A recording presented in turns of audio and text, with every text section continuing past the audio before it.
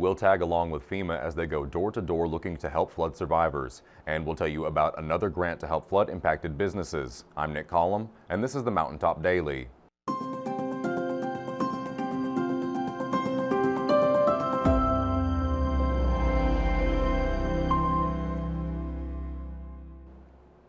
FEMA has been working with local officials and media outlets to spread the word about the types of help available to survivors of last month's flood.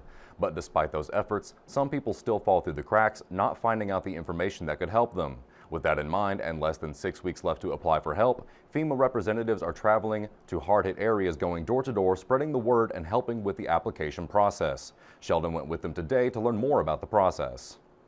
FEMA officials are out in the field today, going door to door, doing knocks and talking to people about their options, signing them up and so forth. I went out with them today to see just how this operation works. Yeah, so we have teams that are canvassing all of the impacted areas. They're going door to door, making that personal contact with residents to see, one, if they sustained any damage, have they registered, and do they know how to register?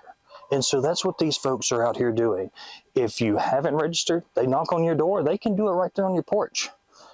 Maybe you aren't affected, but you know a family member that may be, or a friend. They're going to give you a piece of paper that has all the information to make sure that you can help spread the word that we're here. The FEMA DSA teams working in Pike County have now visited more than 6,700 properties since the presidential declaration for the flooding in February. They spent time in the county Monday to visit more. You know, you may see them in a commercial store. You may see them, you know, if they're invited, potentially, you know, at a church function or just some kind of community event. You can sometimes see our folks there as well. They're just there to make sure that you're getting registered if you were impacted by this system. Teams of between 5 to 15 members either shared information in person or left pamphlets at several homes along Allen Road Monday. And Browning again stresses the importance of staying alert when talking with people who drop by saying they're there to help. Many are still impersonating FEMA officers. We need to know if people are in the community impersonating us, and it's very unfortunate that people do that. And, you know, we're here to help. Those folks aren't. Reporting for Mountaintop News, I'm Sheldon Compton. The Foundation for Appalachian Kentucky is working to help flooded businesses get back on their feet by offering up to $5,000 in grants. Robin spoke with the group to find out more about the Invest 606 Flood Relief Grant Program. A new grant is now available to those affected by the flood. Jessica Bledsoe, Director of Impact Investing at the Foundation for Appalachian Kentucky, explains the details. This grant is open to small businesses, farms, nonprofits, and social enterprises that are located in one of the impacted counties from flooding. So it's a pretty straightforward application process that just asks about your business, how your business was impacted by the flood. We ask for a couple of photos to just kind of see what kind of damage you're dealing with, and then you know, just a few standard questions to kind of gauge how impacted the business was. But we're granting awards of up to $5,000.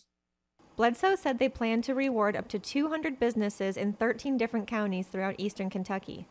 The amount awarded to each business will depend on a few different factors. It depends on a few different factors, on what their most recent 12 months revenue was, what the damage incurred was, like, you know, how much damage they actually had, what they need it for. So there's different ways that we evaluate the application. So no minimum, but the maximum award is $5,000. With this goal in mind, the foundation is awarding applicants as they come in and may continue to accept applications past the deadline of March 23rd.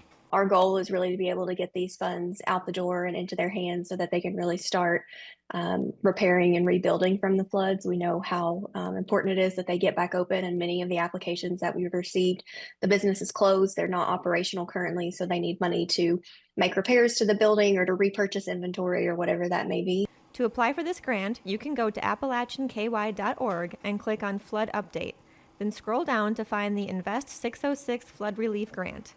Questions can be directed to Jessica at appalachianky.org. Reporting from Mountaintop News, I'm Robin Tillman. Coming up after the break, Hillbilly Days is next month, and while you're certain to have fun at the festival, you could also become a star. We'll tell you how when the Mountaintop Daily continues. But first, sports and weather.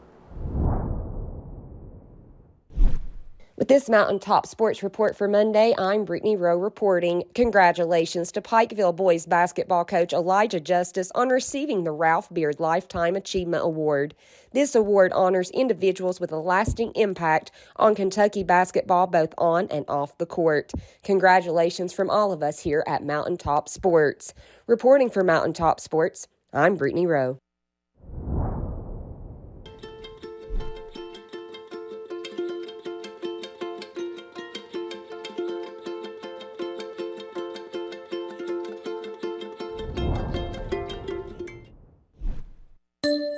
Hey, it's Kristen, Marketing Manager at Appalachian Wireless. Do you have a cracked screen? What about a failing battery? Don't stress. Appalachian Wireless has you covered. Our device repair service gets your phone in working condition fast. No need to send your device away. Get it fixed locally today. Stop by an Appalachian Wireless store today to learn more about fast and reliable repairs. Or visit us on the web to learn more about our deals and promotions. Because we are you, we are Appalachian Wireless.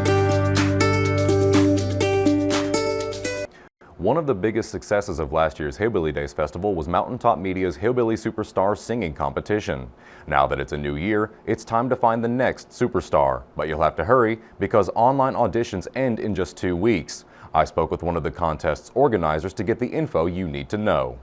Mountaintop Media is now accepting audition videos for the second annual Hillbilly Superstars competition taking place during Hillbilly Days 2025. If you think you have what it takes to perform on stage and impress the crowd with your singing voice, submit your video at hillbillysuperstars.com before March 31st. Social media manager Ethan Miller gives us more details. So this year for the 48th annual Hillbilly Days, Mountaintop Media is hosting the second annual Hillbilly Superstars. And we are so excited this year because not only are we doing the regular Hillbilly Superstars competition, but we also added a junior division. So ages 5 to 12 will also be able to audition this year and compete separately from the regular competition.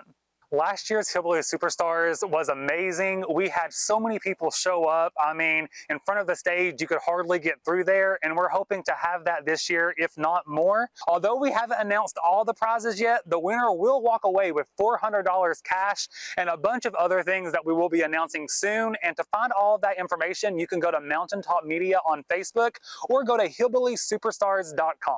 Last year's finalists drew quite a large crowd on Hambly Boulevard. Submit your video audition today for a chance to become the next Hillbilly Superstar. In order to audition, all you have to do is go to hillbillysuperstars.com, submit a 30-second to 1-minute video of you singing karaoke or to a backing track. It doesn't have to be professionally produced. Just hold your phone up, hit record, and you could be this year's Hillbilly Superstar. But it's up to you to secure your votes in the competition. Once you submit that video, the contestants with the most votes will move forward.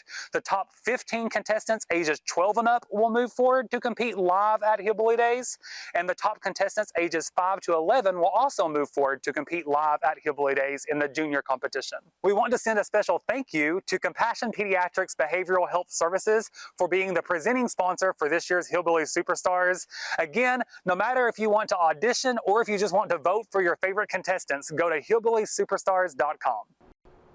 That will do it for this edition of the Mountaintop Daily. Be sure to check us out at 6 p.m. every weekday on Mountaintop TV, the Mountaintop TV app, and the Mountaintop News Facebook page. With your Mountaintop Daily, I'm Nick Collin for Mountaintop News.